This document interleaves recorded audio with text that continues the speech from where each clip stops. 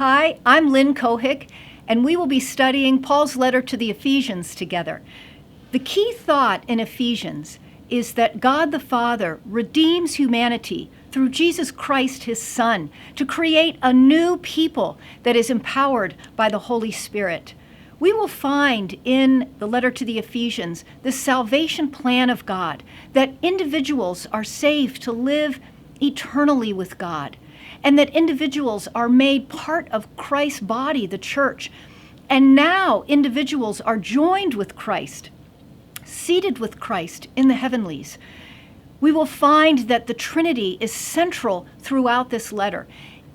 Paul does not use the word Trinity. That's a later word in church history, but it describes what Paul writes in Ephesians, that the Father plans redemption, the Son redeems, and the Spirit affects and preserves those who are redeemed.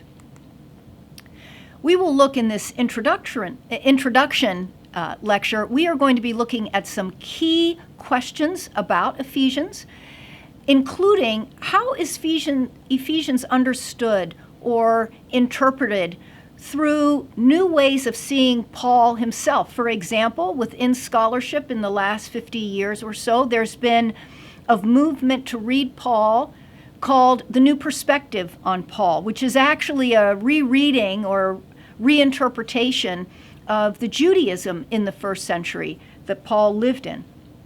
We will also be looking at Ephesians through what I might call the traditional lens. That is the way of understanding Ephesians that we find in the Reformers and up through the 18th century, 19th century, and into the early 20th century. We're also going to be looking at authorship questions. For most believers, when the letter says, I, Paul, an apostle, and he's writing to a church, we think, well, yeah, Paul wrote this letter. But in the last 150 years or so of scholarship, Paul's authorship has been questioned by some scholars concerning the letter to the Ephesians, also Colossians, the pastoral epistles.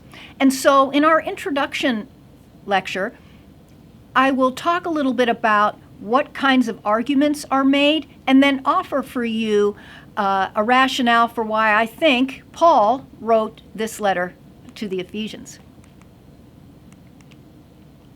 So we will be taking a look first at the authorship question. First, we want to look inside the letter itself. And the letter itself tells us that the author is a prisoner. Paul is in prison.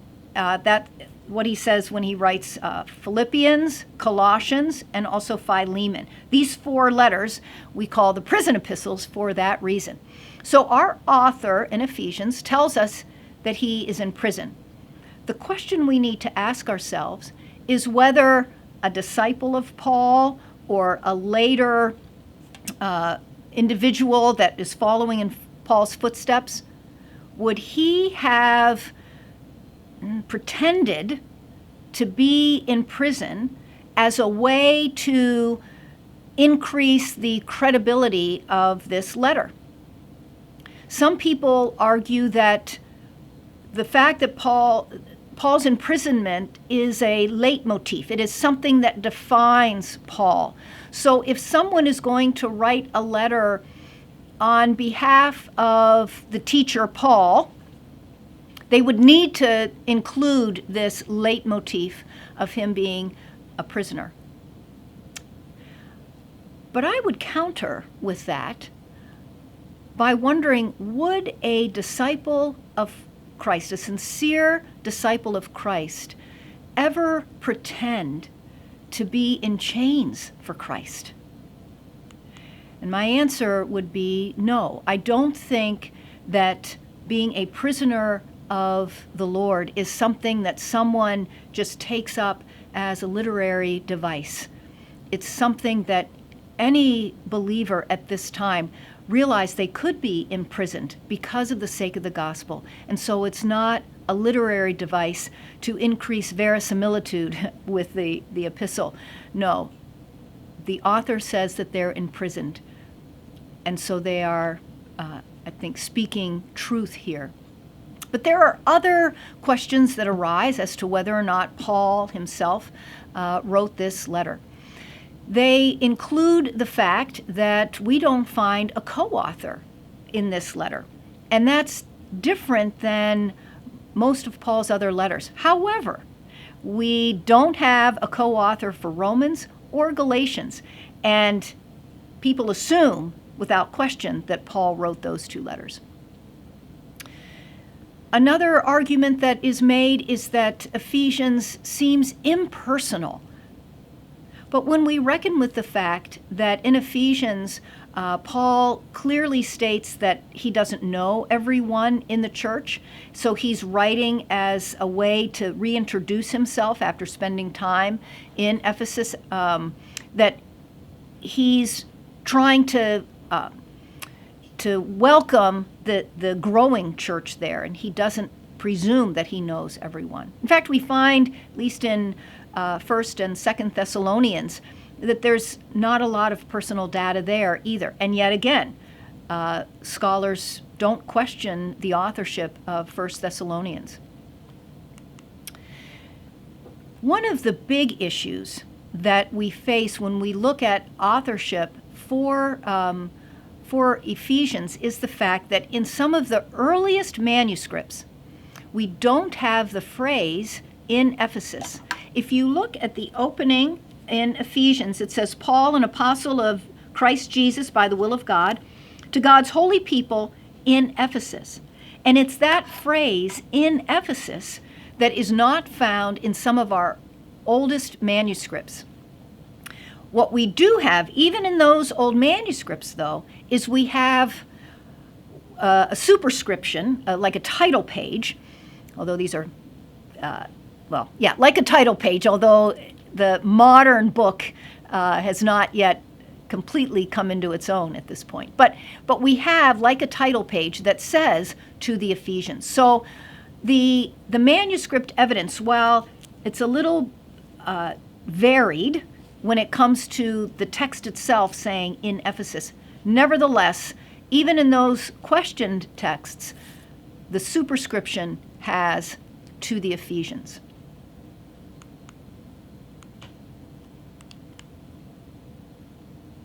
There's a little bit more external evidence.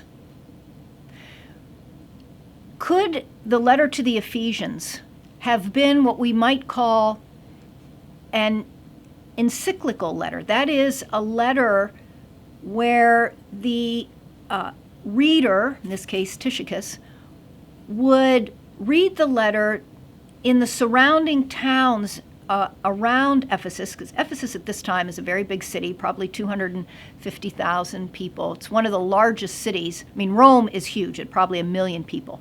But then Ephesus and Alexandria, those cities, 200,000, 250,000, very large cities. So you're going to have satellite towns around that. Maybe Ephesians was written in this kind of general sense because the reader of the letter carrier, would read it in these various towns and maybe even slip in that town's name.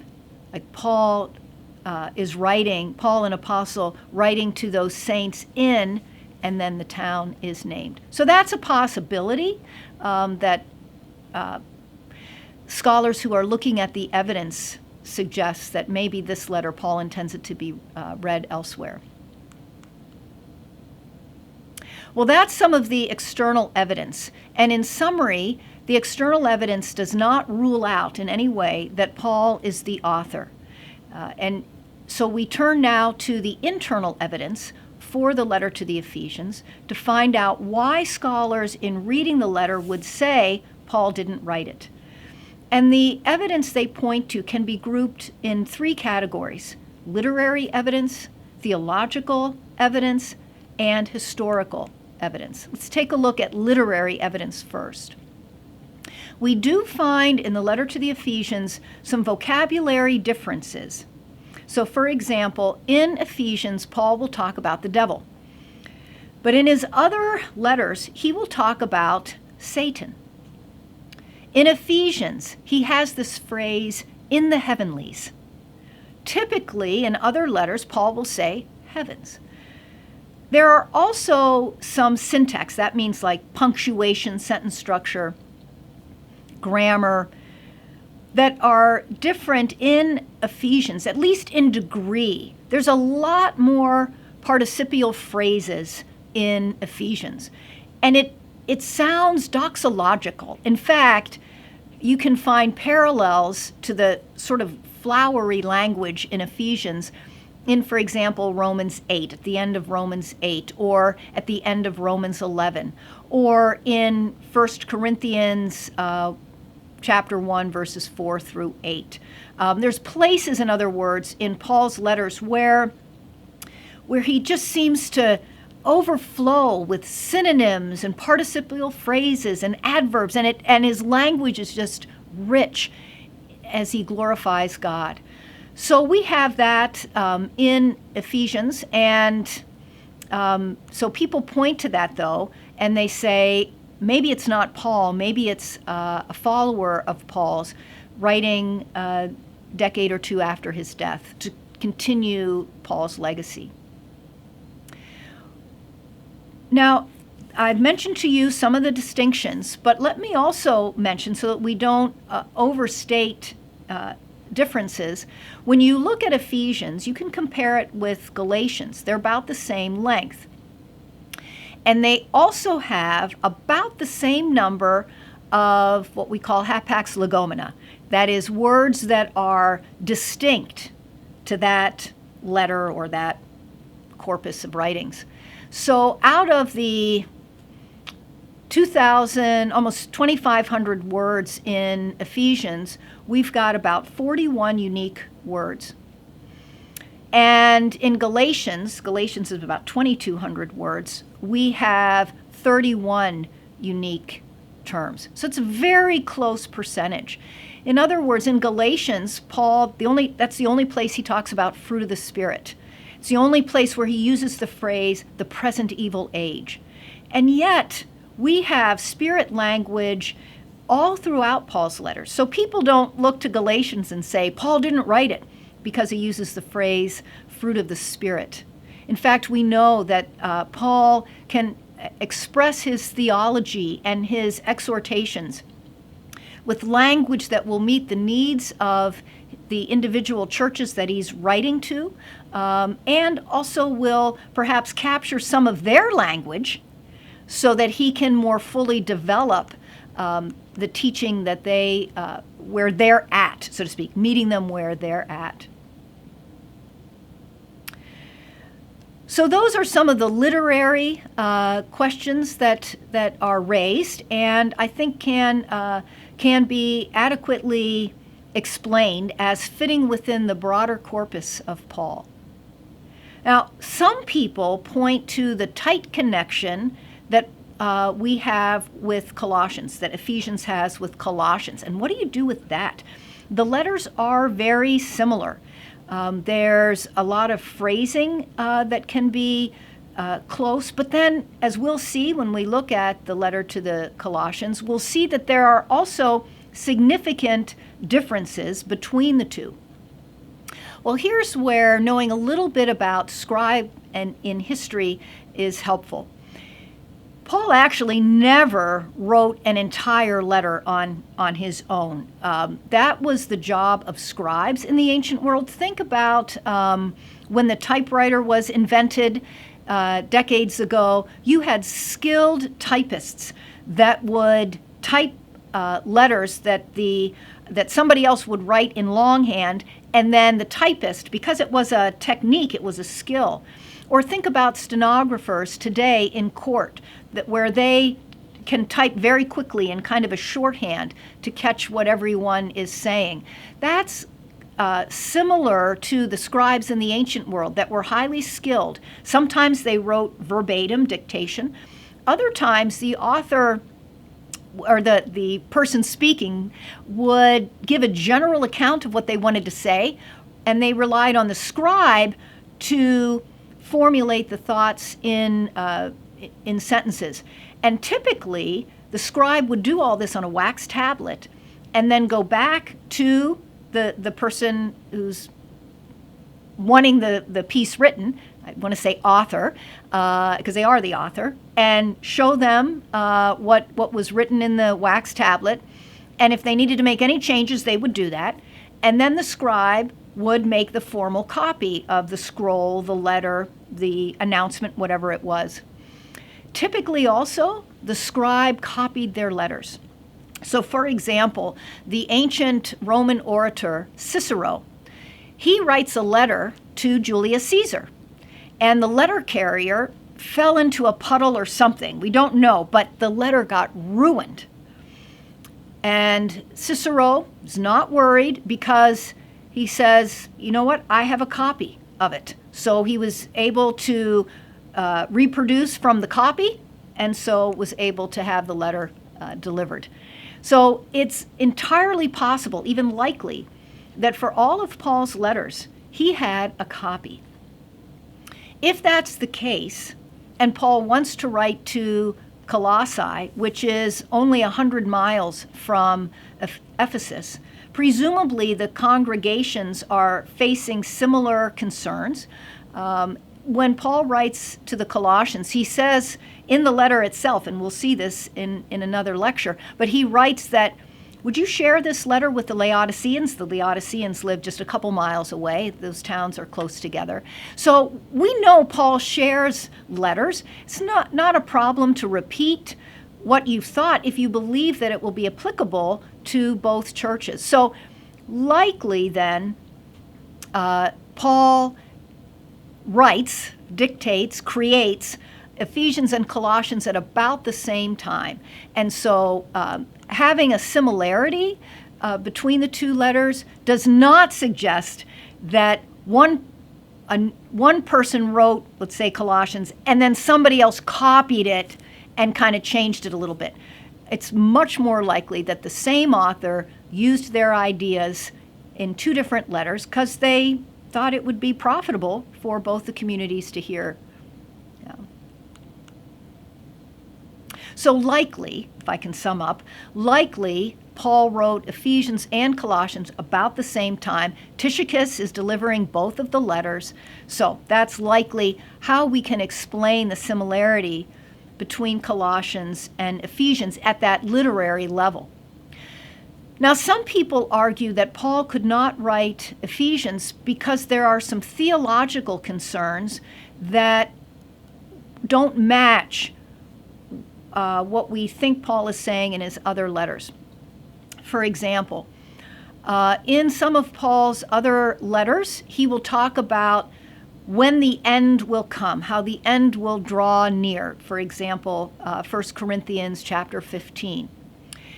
In the letter to the Ephesians, Paul does talk about the exaltation of Christ, that we participate even now in the life to come to some degree. Also, Paul does not use language of justification, and he doesn't emphasize the cross in the way that he would, let's say, in Romans or Galatians. Okay, well, what do we do with those observations? It is the case, in fact, that in Ephesians chapter 2, verse 16, Paul does talk about the cross. And the cross is central, even in chapter 1, when we look at the redemption that Jesus gained for us. But what Paul talks about as the working out of the cross in Ephesians, what he emphasizes there, is this new creation, this new body, the church. That is something the cross accomplishes. In fact, it sounds a lot like 2 Corinthians chapter 5, this reconciliation themes, the idea of being an ambassador, which Paul will talk about at the end of Ephesians. So the cross is central in Romans and Galatians, but we don't find the cross emphasized as much or in the same way in Colossians, in 1st and 2nd Thessalonians, and in 1 Corinthians. So what we realize, I think, is that for Paul, the cross has a multitude of dimensions. Sometimes Paul will connect it with justification. Other times he will connect it with the creation of the body of Christ. Paul will talk about the end times. He's awaiting Christ's return. And even in Ephesians, he knows that that is to come. So at the end of chapter 4 in Ephesians, he will talk about this coming day of redemption. He does that as well, even in chapter 1, as we're looking forward to the day of Christ. Paul can talk in Ephesians using the past tense when he talks about salvation, as though it's a past event. And so some people say that's not typical. But actually, even in Romans chapter 8, verses 24 and 30, Paul will use language, we have been saved. Paul recognizes that the Christ event accomplishes all things. Now, we're still living that out in time until Christ returns, but there is an aspect of the cross. It's done. Cross resurrection, sin and death are defeated. And now we just await the accomplishment of the victory. A final theological concern that I'll mention is the picture of the church. So think of 1 Corinthians. There, the church, the local church, is front and center. In fact, they're writing him a letter. They have a number of concerns that Paul will address. So the local church is really very central. It's on the surface. Whereas in Ephesians, Paul will talk more about this larger universal church, the body of Christ. However, it's only a matter of emphasis. In Ephesians, it is the case that Paul will emphasize more the universal church, but there is still local congregation that Paul is focused on, as we'll see in the household codes, where he's imagining how these local churches with individuals live together in the Spirit and honor God and share the gospel with others. It is also the case in like Galatians or in 1 Corinthians, where the universal church is mentioned. And so it just depends on what Paul wants to communicate and what the needs are of the local congregation as to how Paul is going to address his picture of the church. Finally, when we look at concerns, we've looked at literary concerns, theological concerns, historical concerns now. The claim is that the letter to the Ephesians is vague in terms of historical concerns. Think about, for example, Galatians. Galatians, Paul's very clear. Who has bewitched you? What's going on? We know something is afoot. But with Ephesians, we wonder, what's the historical impetus for writing this letter? What is he trying to address? Well, the answer, I would say, in that is that Paul in Ephesians is sounding a lot like he does in Romans. In Romans, Paul has not yet met the congregations there, and so he's introducing himself. In Ephesians, while he has spent time in Ephesus, we know that from the book of Acts. You can look at chapter 19, for example. So Paul's familiar with the city and with the church there, but time has passed. And so he is I wouldn't say reintroducing himself, but explaining where he's at now and giving them teaching that he believes will further strengthen that community. So, historically, theologically, and literarily, the letter to the Ephesians can fit in with the rest of Paul's letters as an example of Paul's writings. There are enough similarities with his other letters that allow us, I believe, to feel confident that Paul is behind this letter. He doesn't physically write it down, picking up, paper and pen, but he is, through his scribe, communicating his ideas to the Ephesians.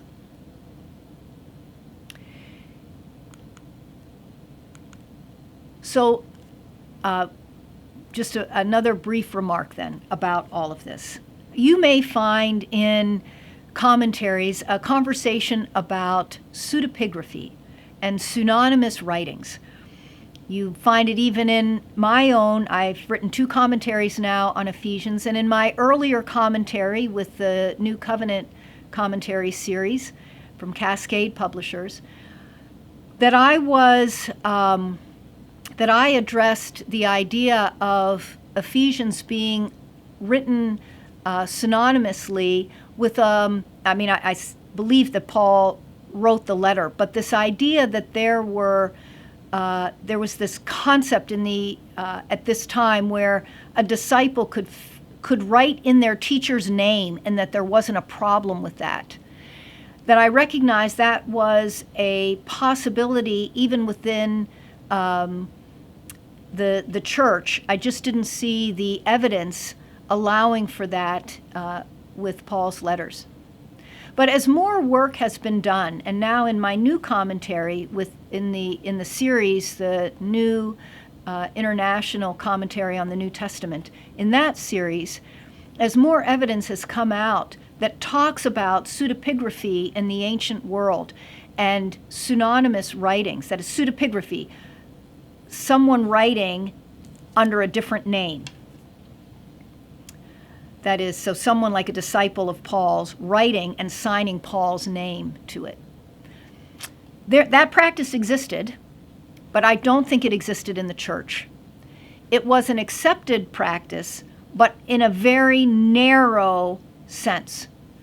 In the ancient world, as you know, they loved Plato, Aristotle, Pythagoras, these very ancient, dead for 500 years philosophers. And to teach students about their philosophical ideals and ideas and even biography, one of the ways they did that was for these, like high school or college, that'd be that level, students, to write letters as though they were from Pythagoras, for example. These letters were bundled together and then were shared. And it was a way for people to express what they thought the philosophy was, to show that they could articulate it. But as scholars have looked more closely at these letters, you find that the similarities between that kind of writing and the Pauline letters to be really slim. In fact, I don't think that these pseudepigraphic letters in the ancient world provide any kind of parallel to Paul or any of the letters in the New Testament. And so the argument that, there was this category of literature that allowed for a disciple to write in their teacher's name and there was no condemnation in that, I don't think that particular category would fit for the early church. And if you'd like to know more, I talked about it in my most recent commentary where I outline all of this. In other words, I came down to the conclusion that either Paul wrote it or the letter's a forgery. And there's not enough evidence for us to say that Ephesians is a forgery. In fact, there's overwhelming evidence that shows this was written by Paul through a scribe to benefit the church in Ephesus.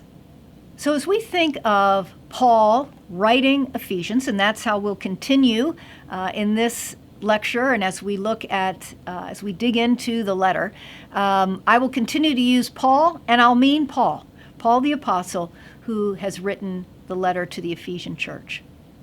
Now, I mentioned earlier that Paul is imprisoned as he writes this letter. We've got 4 epistles that Paul writes from prison. We've got 3 interconnecting lists of names in these letters. We have two similar epistles. I mentioned Colossians and Ephesians, and we've got this one author, Paul. Where was Paul imprisoned when he wrote these letters? Well, Paul is going to be in the same place when he writes Philemon and Colossians, because Timothy is the co-author, and they're the same people that are noted at the end of both of those letters. So we know Paul was in the same place when he wrote Philemon and Colossians. And probably he's in the same place when he writes Colossians and Ephesians, because they are delivered by the same person, Tychicus. Now, that's not completely conclusive, because Tychicus can kind of go back and forth and meet up with Paul at different times. But we know that Tychicus delivers both Ephesians and Colossians. My conclusion is that Paul writes from Rome, all four of the letters from Rome. And that conclusion is the traditional one, and it's the dominant one, I would say, in scholarship today. But there is an important minority argument that Ephesians was written from Rome, but the other three letters, Colossians, Philemon, and Philippians, were written from Ephesus at a time when Paul was imprisoned there. So part of the argument for where Paul was when he wrote these letters is trying to figure out how long it takes for someone to go from Rome up to Philippi and go from Rome to Ephesus and then on into the interior of Asia Minor, 100 miles or so, into Colossae. So a lot of the argument depends on travel. And that, it can either be very long if you go by land, or it could be pretty short, just a couple of days if the winds are right, going across the Aegean. You could travel by road from Rome to the other side of the Italian peninsula and then get on a boat and hop over towards Athens, and then from Athens across to Ephesus. And it wouldn't take you long at all if, as I say, the winds are right. So I don't think we have enough information to know how many days it would take to travel. Travel wasn't easy, but as I say, if you are able to sail, it can be done fairly quickly. It's always treacherous. We know that from the book of Acts and the shipwreck that Paul faced. Travel at this time by land or sea could be treacherous, but it's possible that Paul could be in Rome and write all four of those letters. Another key question that comes into play as we think about whether Paul was imprisoned in Ephesus when he writes the other three prison epistles and was in Rome when he writes Ephesians, is the story of Onesimus, the slave, that features so prominently in the letter to Philemon. I'm going to save that discussion about Onesimus to that, or I'm going to dig into that Onesimus' story when we look at Philemon. But I'd like to just note now that typically Onesimus is viewed as a runaway slave, but there's a growing argument that I'm persuaded by, that in fact Onesimus was not a runaway slave, but was sent by Philemon to help Paul in his imprisonment, much as the Philippian church sent Epaphroditus to help with Paul's imprisonment, as we find in Philippians chapter 2. I say that in part because Paul, as a Roman citizen, would have been under house arrest, if you will, but would not have been treated like a runaway slave would be treated. In other words, I find it almost impossible to imagine that Onesimus would have accidentally run into Paul in a dank dungeon, whether Ephesus or Rome, because Paul's Roman citizenship just wouldn't have been found in that situation. Moreover, a runaway slave was to be sent back to their owner, and you had bounty hunters that would do that. Again, I can't imagine Onesimus being able to hide his runaway status if Paul himself is chained to guards. So I think the runaway slave model, it's unconvincing to me, but I recognize there are scholars who have also explored the same evidence and come to a different conclusion.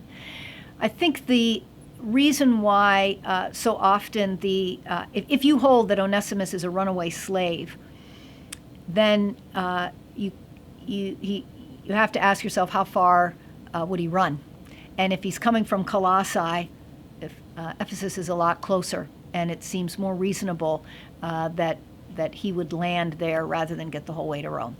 Anyway, a lot depends on how you understand Onesimus's role in all of this as to where you think Paul was imprisoned. But most people do not think that Paul wrote Ephesians from an Ephesian prison.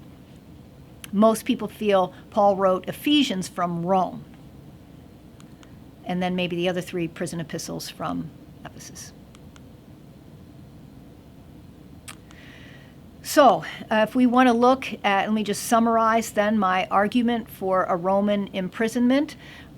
We know that there are lots of travel between Philippi and Rome, between Philippi and Ephesus. If we can do maybe 15 or 20 miles on foot each day, which was probably the average, it maybe take you 2 to 3 weeks going from Rome to Philippi. There's about 360 miles with that. You could sail in 2 days on the Aegean, as I say, if the wind is good.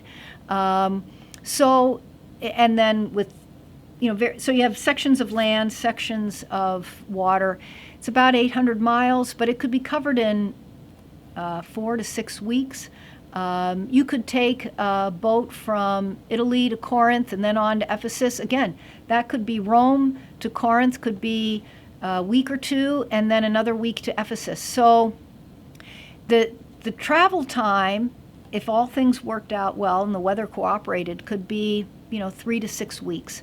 So it is doable for Paul to have sent all of the prison epistles from Rome. Well, when would Paul have written these letters? Probably in the early 60s, during the Roman imprisonment that Paul talks about at the end, or Paul doesn't talk about it, but Luke does at the end of the book of Acts. Paul likely wrote to Philemon. Onesimus comes back to Rome, and Paul can write Ephesians and Colossians. And then alongside this, we have Epaphroditus, who comes from Philippi, and Paul is able to communicate with Philippi through Epaphroditus and Timothy. Well, how can we picture the audience of Ephesians? If Paul is the author, and he's writing from prison, and he's writing in the early 60s, what do the Ephesians look like? Well, Paul is comfortable with the congregation. He's not at odds with them. You don't have the kind of intensity that we find in Galatians. Paul likely writes from a sense of comfort, I guess, or comfortability. He's vulnerable to them, as he'll write in chapter 3. He talks about his own ministry in a personal way. So he's comfortable with the Ephesians. He's not anticipating any antagonism from them at all. The Ephesians themselves seem to be average Gentiles who were raised pagan and are now they've turned to Christ. And they probably have some connection, maybe some Jews in their midst, or some connection with a local synagogue. Within the community itself, you will have slaves. People estimate maybe about 20% of Paul's congregations were slaves. You have parents, you have husbands and wives, probably not too many that are completely destitute, that free people, completely destitute, probably not a lot of people who are wealthy.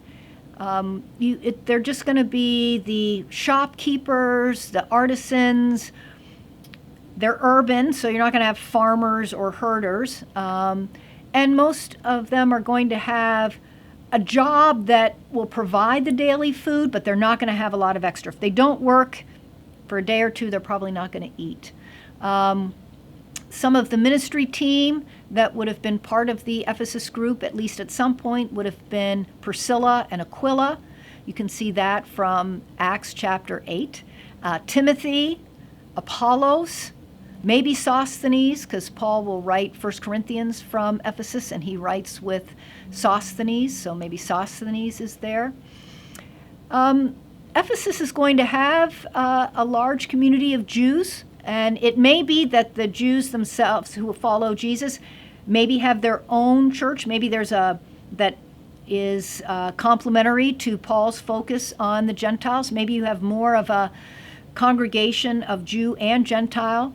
I think there's at least some Jews in this community because Paul, as he's writing, especially in chapter 2, he talks about how Christ's work, he is their peace, and his work on the cross has brought together Jew and Gentile into one new humanity, this body of Christ. We know that there are a number of Jewish families, over 2,000, who were sent to this general region about 200 years earlier because of geopolitical, with the Hellenistic kingdoms established by Alexander the Great, and then all of the drama that unfolded after that. There were about 2,000 Jewish families that were resettled in this area, and they seem to have been accepted in this area. There wasn't overt antagonism between the townspeople and the Jews. I mean, maybe it simmered under the surface, but it wasn't, active antagonism, riots against each other all the time. But you should know, and you can read this in Acts 19, the veneer of cultured society was very thin, and riots could bubble up and out at almost any time. So life was precarious in these cities. But it seems as though, based on Paul's letter, that at this time in Ephesus, Jews and Gentiles worked together without much problem. We don't have the synagogue excavated yet in Ephesus, but there were certainly Jewish synagogues there. So in Ephesus in Paul's day, the major focus is not going to be on the synagogue. Obviously, it's going to be on the Temple of Artemis. It was one of the wonders of the world. It's no longer there, but it was 4 times larger than the Parthenon in Athens. It was a tourist site, almost, you could say. People flocked to see this magnificent temple, and the city itself understood itself as being the guardian of that space and saw Artemis, or Diana in Latin, saw her as the guardian of their city. So it was an incredibly powerful reality.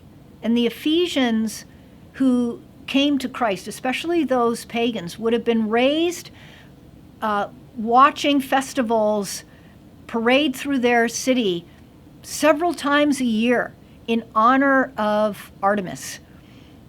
So let me just give you an example about how that might play out. When Paul writes to Timothy, 1 Timothy, and in the beginning of chapter 2, he talks about women not braiding their hair and that sort of thing.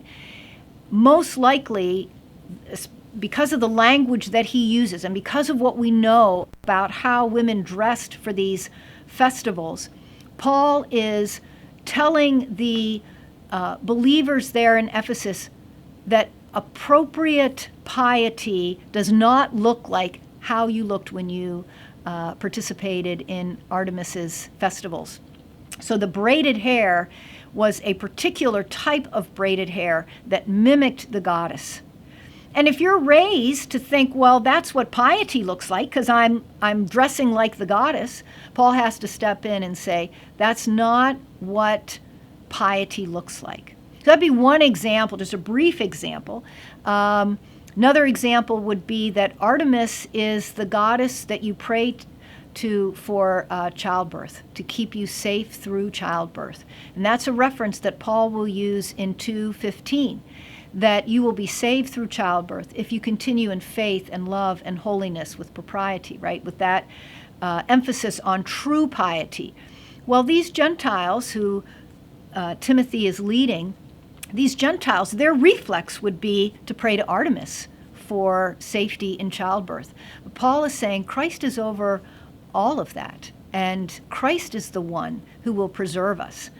And not just safety in childbirth, as childbirth was incredibly dangerous for women at that time, and it's still dangerous for women in certain parts of the globe.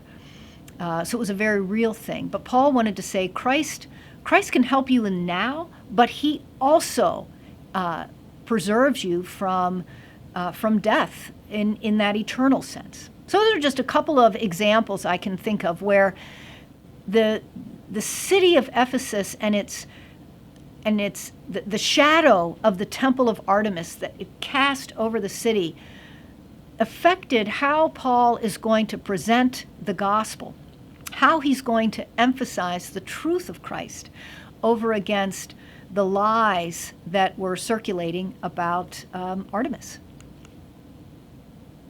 So as we jump into the letter proper, as we we'll walk through each of the chapters, I hope you have a sense now of who these Ephesians are who are receiving this letter.